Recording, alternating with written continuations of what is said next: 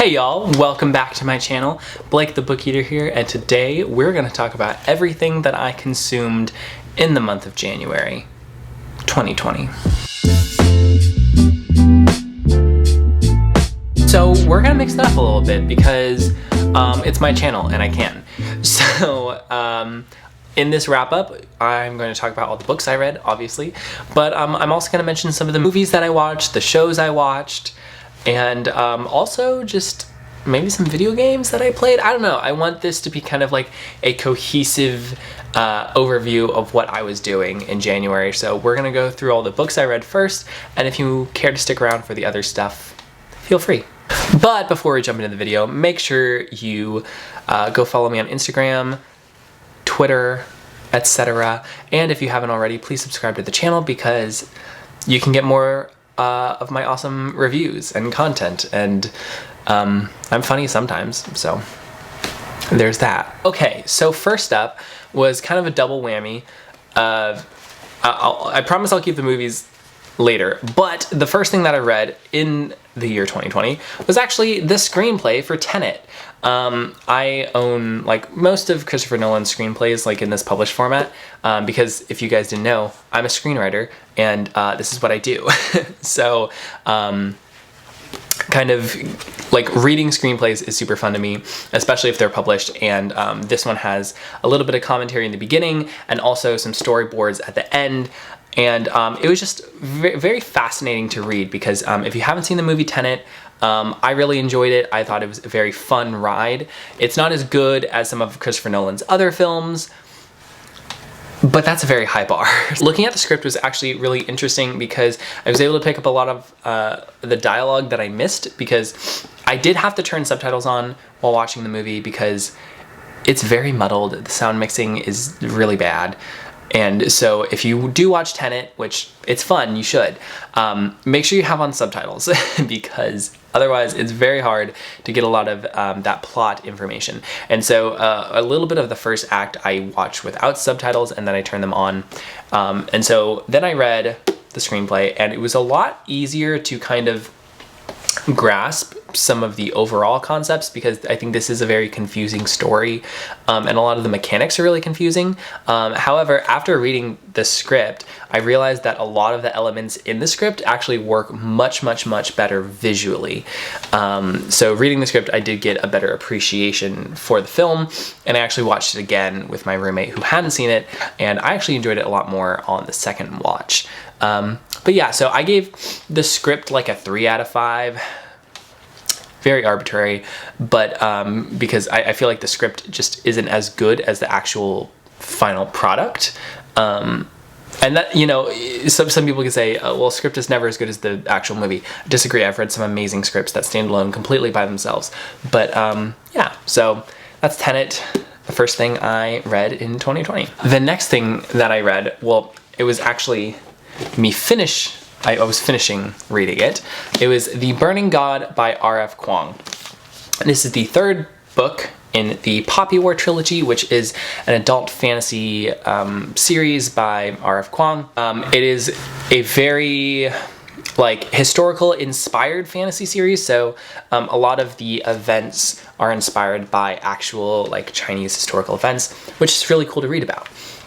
Now, I will have to say, this book and this whole trilogy is very dark, and so like I recommend it with hesitation because if you are triggered by anything really, there's a good chance that it's in here. So I will link Tiffany's blog post in my description because she has all the content there.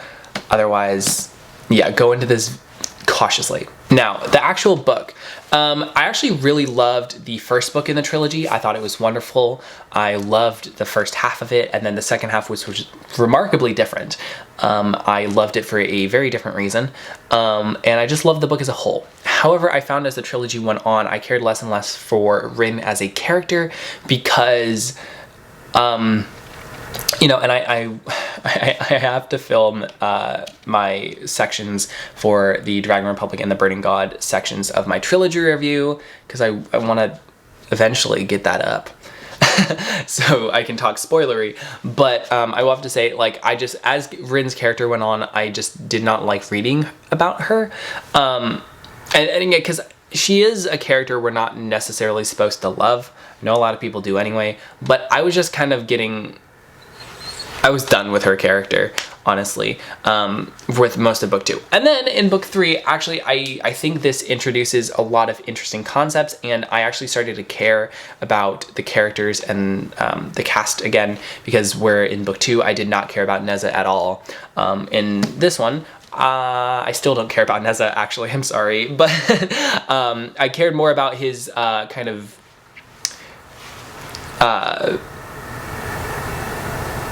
interactions with Rin. And so I don't want to get spoilery, obviously, but and also this book leans really heavily into a lot of the series' more kind of mystical and magical elements, and I really enjoyed that. That's something that I thought was missing in book 2, especially, where I wanted kind of more of it because we had gotten hints and teases. And in this book, we do get some payoffs, which is awesome. I think it is a very solid end to the trilogy. It does some very unexpected things, which I loved. And so yeah, I gave The Burning God a 4 out of 5 stars. I would recommend the trilogy if you kind of like what I was talking about, historical fantasy inspired. And it's really good. It's extremely well written. I just personally didn't care about the characters a lot, but I can't deny that this trilogy is well written and it's very good. But just as a reader experience, I would probably give the overall trilogy like a 3 out of 5 stars, even though my ratings came out to 5, then book 2, 3, and then this book 4. But just overall, looking back, I'd give it a 3 out of 5. And I know that's not popular, so don't attack me in the comments. I mean, you can if you want to. But that's my thought. That's my opinion about this series. And then I read The House in the Cerulean Sea by T.J. Klune. I read this book for the Vintage Books and Wine Club, which I started, and with my co-hosts Tiana, Ace, and Matthew, we had a live show where we talked all about it. So if you missed that, go check that out, because that was super fun. Your boy was tipsy, and it was hilarious. So, The House in the Cerulean Sea is now one of my favorite books of all time. This book was just everything that I had needed in a book, honestly. I loved it so much. It follows Linus Baker, who works for the department in charge of magical youth, and he's sent to this orphanage where there might be some things going on. And that's really all I'm gonna say about the overall plot. There's not really much of a plot. It's more like a slice of life type thing. I mean, there is a plot and it's wonderful, but it's just about you getting to know, through Linus, all the kids in the orphanage, and Arthur, the headmaster of the orphanage, and just these amazing, beautiful characters.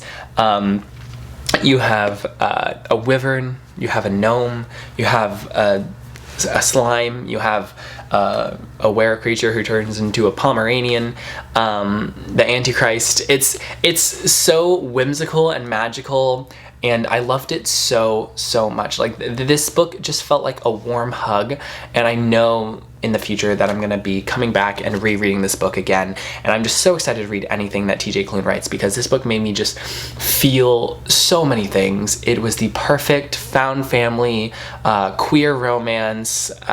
It was exactly what I needed. And I highly recommend this book to every single person on the planet. It doesn't really have any mature themes. This could be a middle grade book even. It could be a YA book. It could be an adult book. This book is literally written for all ages, and it's just amazing, and I loved it. And please go read this book. It's beautiful. And then I read the Grisha trilogy, because if you didn't know, I am the co-host of one of the co-hosts of the Book of the Kingdom Grisha First Read-Along, along with my other co-hosts, which I will mention in the description below. There's a lot of us, and it's amazing. But yeah, this series it's the first time I have read the trilogy, actually.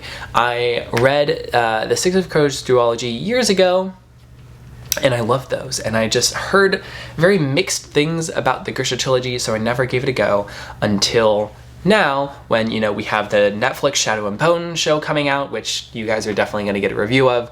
But yeah, and so then we have this series, which honestly, I loved. I love this series so much, and I was not expecting to at all. Let me go book by book real quick. So the first up, we have Shadow and Bone, the first book in the trilogy.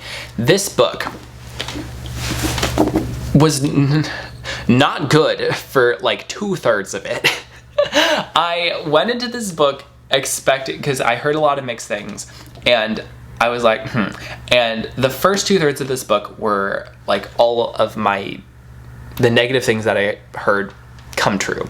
Like Alina just hated every other woman, and she like there's just a lot of tropes that I didn't like in the first 2/3 of it. It was very readable. It was very fast, so it wasn't like I like hated it. It was just like I was just kind of like, are we really doing this? It felt like a very like early 2010s YA novel. But then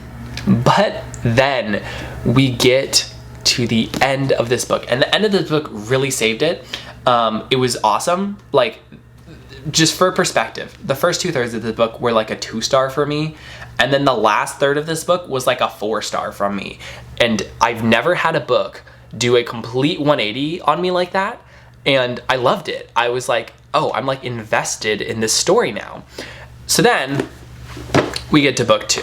Book 2 is Siege and Storm, and this book was just awesome. And I know a lot of people are gonna disagree with me, but I loved Maul's character. He annoyed me in book 1 a little bit, but once I kind of got what Leigh Bardugo was doing with Alina and Maul's relationship, I loved it.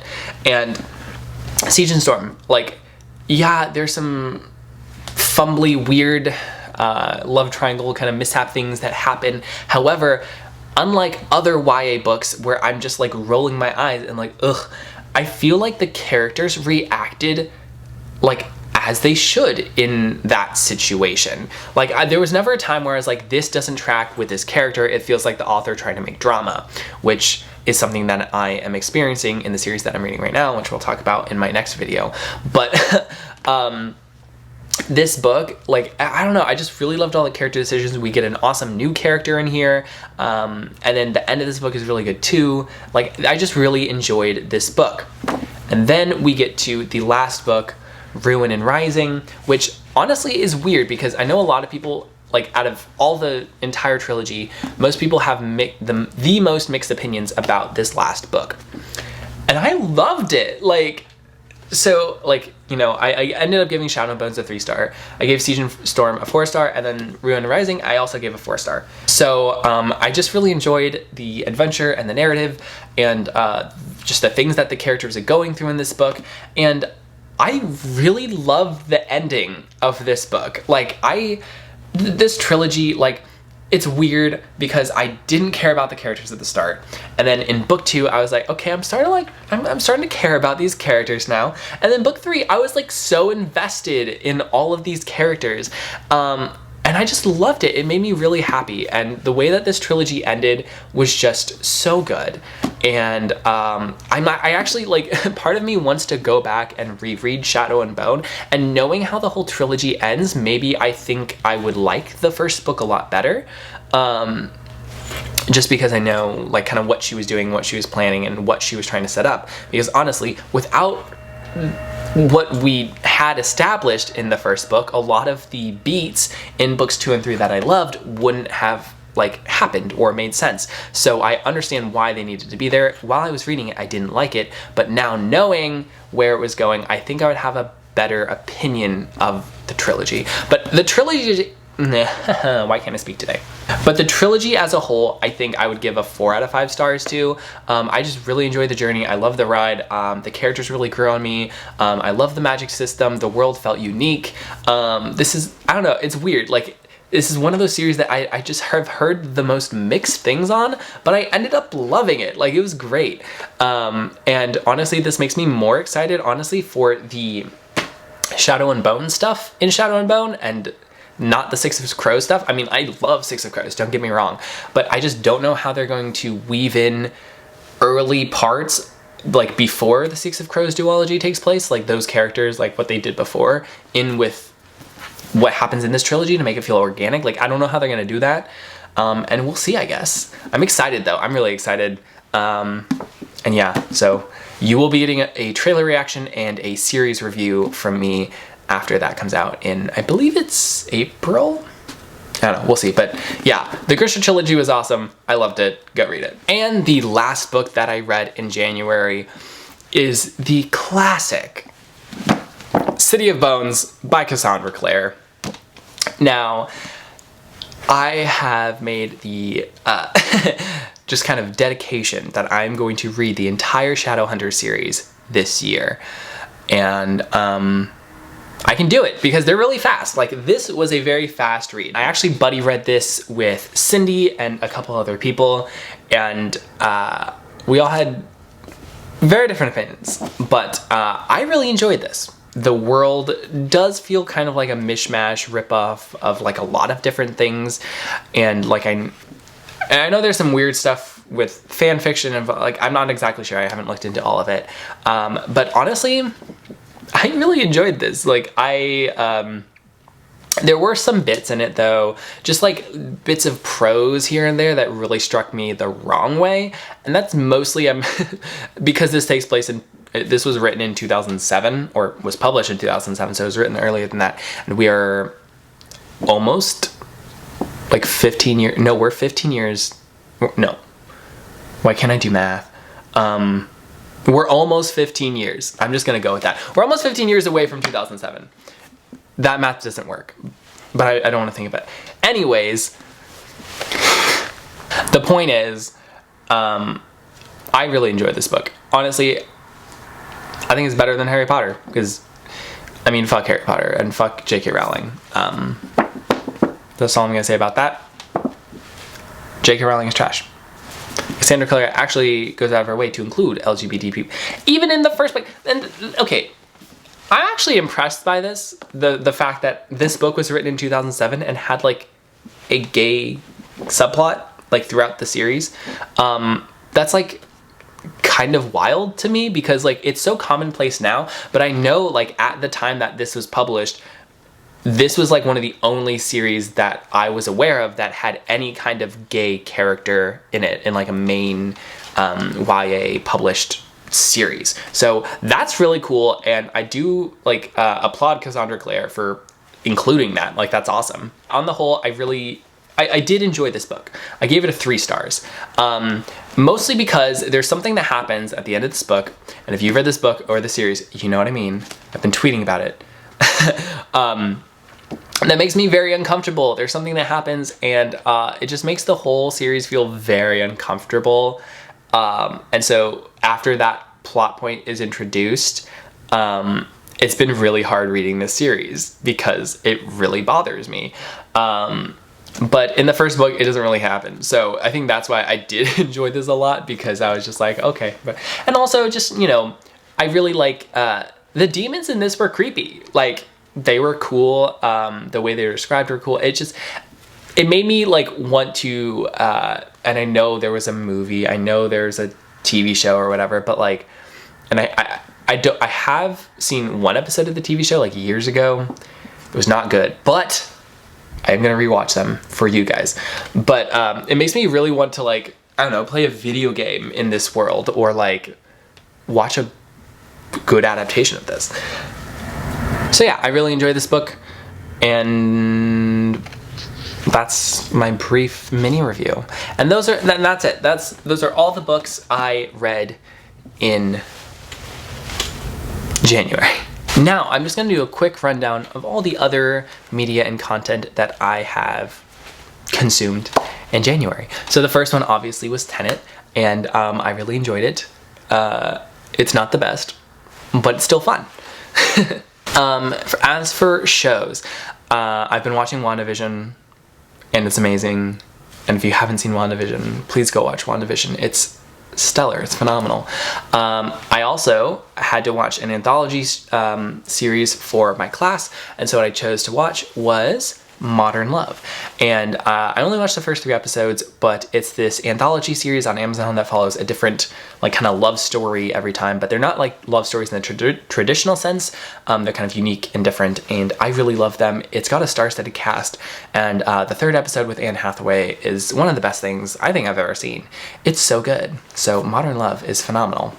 I also watched the series Kingdom with my friend Joel, and this series was really awesome. It's a K-horror series kind of set in the like medieval past, and follows this outbreak of a disease, and there's lots of court intrigue. There's lots of court intrigue, and yeah, the disease is zombies. So you get like zombies in like medieval Korean period, and it's so fun. It's awesome. It's surprisingly emotional.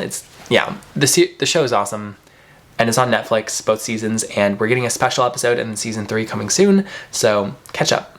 I've also been slowly working my way through the newest season of Doctor Who, and I love Jodie Whittaker as the Doctor. I think she's starting to really come into her own, and her companions, they're so fun. I've also been catching up on Lovecraft Country. I have a couple episodes left. It's very, very good. And then the last show that I'm in the middle of watching are 2 shows, actually. We have Schitt's Creek. I just finished season 2, and Schitt's Creek is amazing. It's hilarious. Very fun. And then also The Crown. I'm in the middle of, or like towards the end of season 3. It's hard to watch because the episodes are so long, but it's very good. So yeah, those are all the movies and TV shows that I've kind of been watching. And as for video games, I have become a #gamer, kind of. Ever since getting my Switch in like August, I have been obsessed, and specifically with Dead by Daylight. Dead by Daylight, I think it's so fun. It's ridiculously fun. I love it so much. Playing as both survivor and killer. It's a 4v1 basically. It's an online game where 4 players are the survivors, and they try to escape this trial where this killer is hunting them down. So me and my friends play as like survivors, and we try to escape together. And then when I play by myself, I play as the killer, and it's just really fun. And it's awesome. I'm a huge fan of horror, and so this is like just right up my alley. I'm also almost done with Breath of the Wild. It's the Zelda game, and it's amazing. I have completed the 4 Divine Beasts, and I have just Ganon left, and plus all the shrines and quirks and stuff, so lots more to do in Zelda. But the game that took up a lot of my time in January was Stardew Valley. Stardew Valley is super fun. I think it's better than Animal Crossing, because Animal Crossing you don't actually end up with a lot of things to do, whereas in Stardew Valley you just have so much like content. You get to interact with the villagers and have little storylines, and it's just really wholesome, and I love the music, and the 8-bit graphics are amazing. So yeah, Stardew Valley, go play it. You can get it like anywhere too. And the last couple games I want to mention is I've started playing through the Resident Evil franchise, and oh my god, they're so fun. I played the remake of Resident Evil, like the very first one, and it was really weird because it's like a 3rd-person game where it has these fixed camera angles, so you're like investigating this creepy mansion, but the camera doesn't follow you. Like it's like you're watching a movie, so this like fixed camera angles in like a hallway, or like, you know, so as you walk down a corridor, you'll get like 3 different camera angles. It's really weird, but also it's really cool because like there'll be a zombie around a corner and you can't see him until like you like kind of stumble into it. It's the amount of times I jumped because of the freaking camera angles, hysterical. It was very fun. The only criticism that I have about the game is it did, I think, feel overly long, mostly because you had to backtrack a lot, because a lot of the doors were locked and you couldn't get through an area until you had like the key. So you had to like go around and then like find the key and then like go back. And so it was like fun, but sometimes it kind of felt like a chore to play.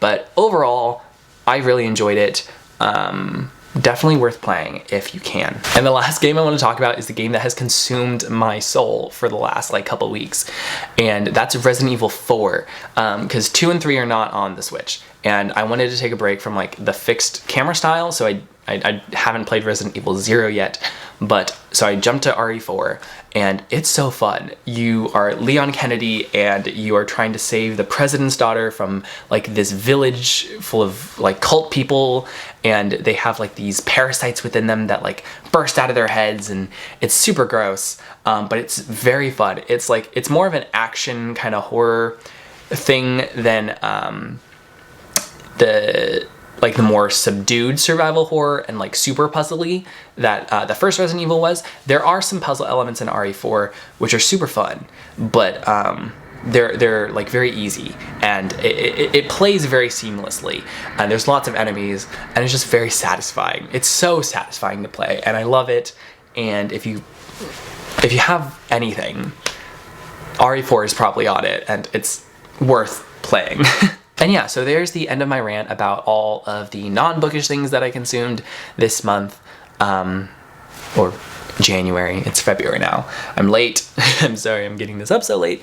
But yeah, so I hope you enjoyed listening to me talk about the books that I read, and then also the non-bookish things that I consumed. So please let me know if you want to see kind of more of this content going forward, because I am a multifaceted person, and although this channel is very book focused, I do kind of want to start having content that is non-book related on here. So if you enjoyed this, please let me know down in the comments, and I will see you next time. Bye.